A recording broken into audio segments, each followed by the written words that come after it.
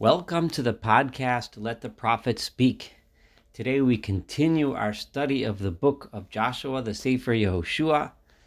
We are about to study chapter 23 together.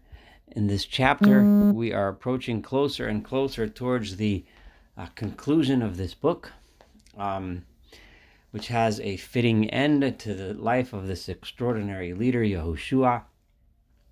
Vayehi, I'm reading the first verse. Vayehi miyamim rabim, it was many days later.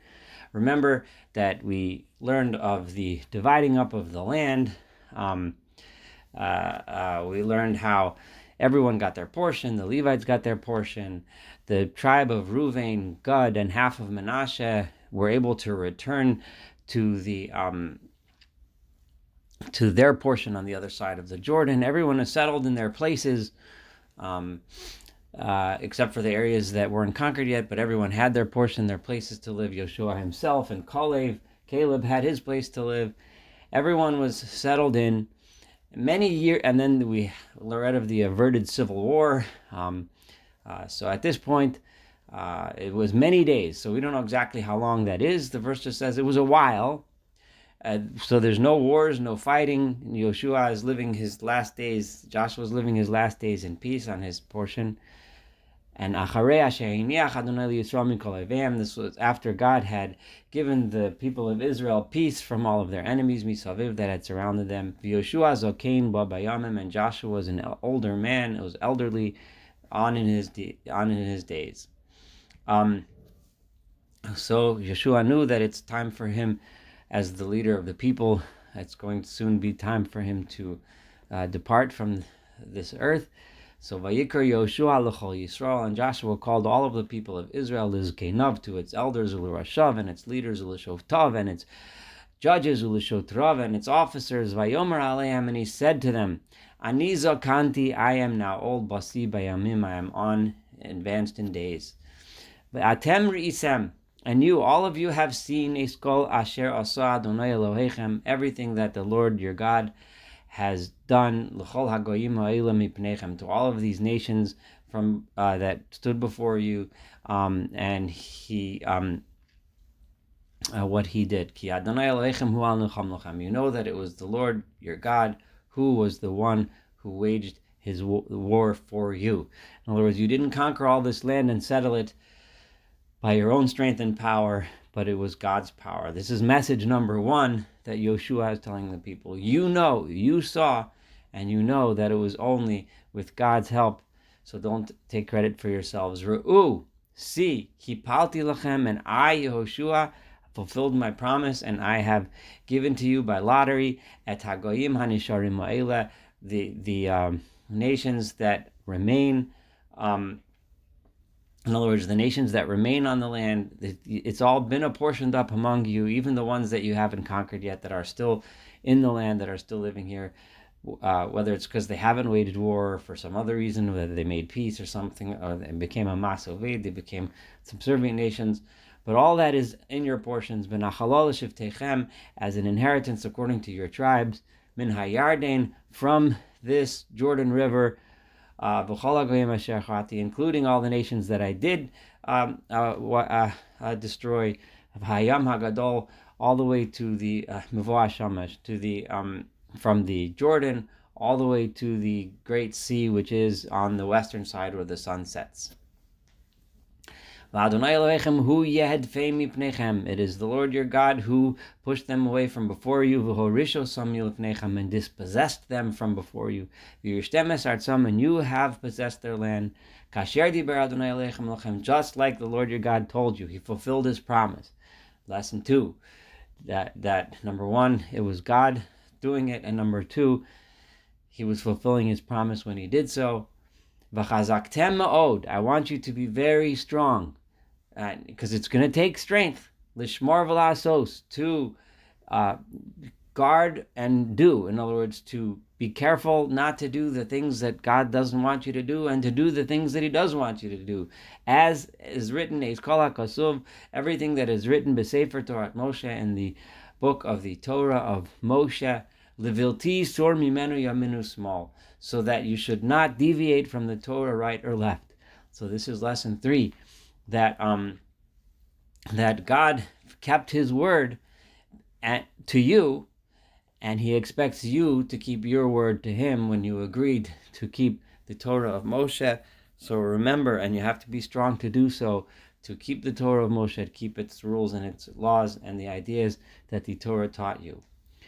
Why? Why am I saying this, that you have to be so strong? I'm at verse 7, because I don't want you to come and mingle together with these nations that are here, that remain here with you. I don't want you to intermingle with them and learn from their ways. I don't want you mentioning their gods. I don't want you swearing in their gods' names. I don't want you worshiping their gods. I don't want you bowing and prostrating to their gods. It's only in the Lord your God you should attach yourself. This is the unique idea of monotheism. There is only one God. You cannot say, okay, well, I'll worship God today in his tabernacle. Tomorrow I'll go to the other gods. That takes away the entire idea of what the Torah is supposed to be about. Just like you've been doing until now, you have been faithful to God until this point, Joshua says. In other words, in the land of Israel, you need to continue to do so. We know that God dispossessed from before you many great and powerful nations that were stronger than you. And you, no one was able to stand before you to stop you until this time. In other words, you had the ability and have the ability to conquer nations greater than you. To the extent that one of you is chasing 1,000. The only reason why that could happen is because it is the Lord your God who is waging war for you, as he has promised to you. You have to be very careful to watch your soul, to watch your for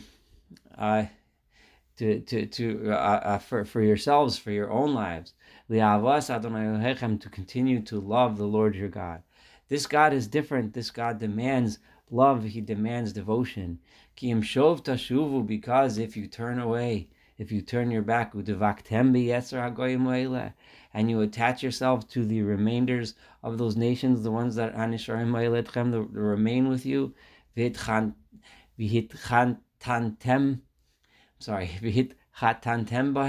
you start to intermarry with them, and you will enter into their communities, and they will enter into your communities. This is the problem. I know. You should know now for certain. It's not a doubt. If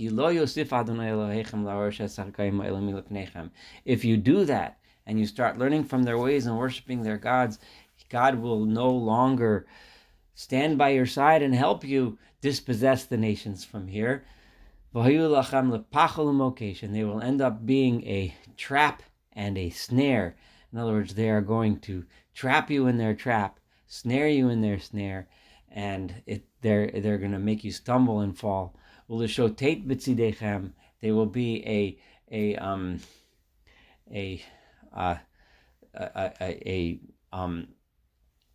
it's hard to translate this word shotate. There will be a bother, a poker in your side, and a stinger or a thorn or a sharp pointy thing in your eyes. Until you end up getting lost from this land. You will be sent out of this land. You will not remain here. This land that God has given you, Adonai Elohechem, the Lord your God. Joshua says, I am going today, very soon, I am going the way of the land. We all pass on from this earth, and I'm going that way too. Vidatem, and I want you to know with all of your hearts and all of your soul. You